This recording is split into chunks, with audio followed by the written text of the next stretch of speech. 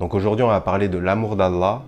On va voir comment l'obtenir, les signes de son amour pour nous et les avantages qui en découlent. Allah dit, il n'y a aucun acte par lequel mon serviteur se rapproche plus de moi que parce que je lui ai rendu obligatoire. Donc la première étape pour gagner l'amour d'Allah est d'accomplir tout ce qui est obligatoire, donc les 5 prières quotidiennes, donner la zakat, jeûner le mois du Ramadan, etc.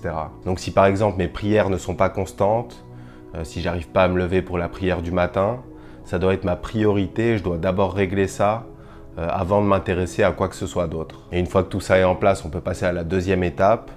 Allah dit, et mon serviteur ne cesse de se rapprocher de moi par des œuvres surérogatoires jusqu'à ce que je l'aime. Donc ça peut être des jeûnes ou des prières surérogatoires, des aumônes, la lecture ou la mémorisation du Coran. Et une fois que ta base est solide et que tu ajoutes ces quelques actions supplémentaires, Allah commence à t'aimer et il nous donne les signes de son amour. Il dit, et lorsque je l'aime, je deviens l'ouïe par laquelle il entend, la vue par laquelle il voit, la main par laquelle il prend et le pied par lequel il marche. Donc ici, ça veut dire qu'Allah guidera ton âme et ton corps.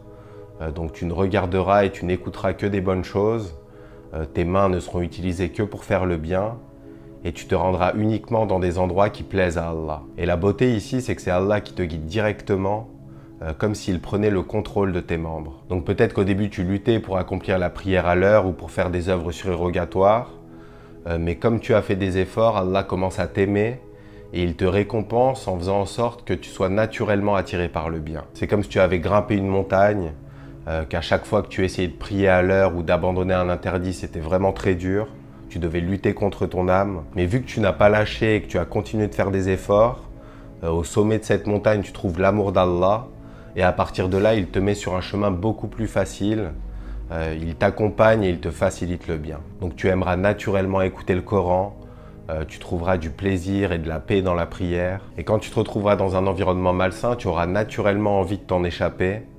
C'est-à-dire que tu n'auras même pas à lutter pour ne pas aller faire la fête parce que tu n'en auras simplement plus envie. Et Allah conclut en disant, s'il me demande quelque chose, je lui donne. Et s'il cherche refuge auprès de moi, je lui accorde. Qu'Allah nous compte parmi eux. Salam alaikum wa rahmatullah.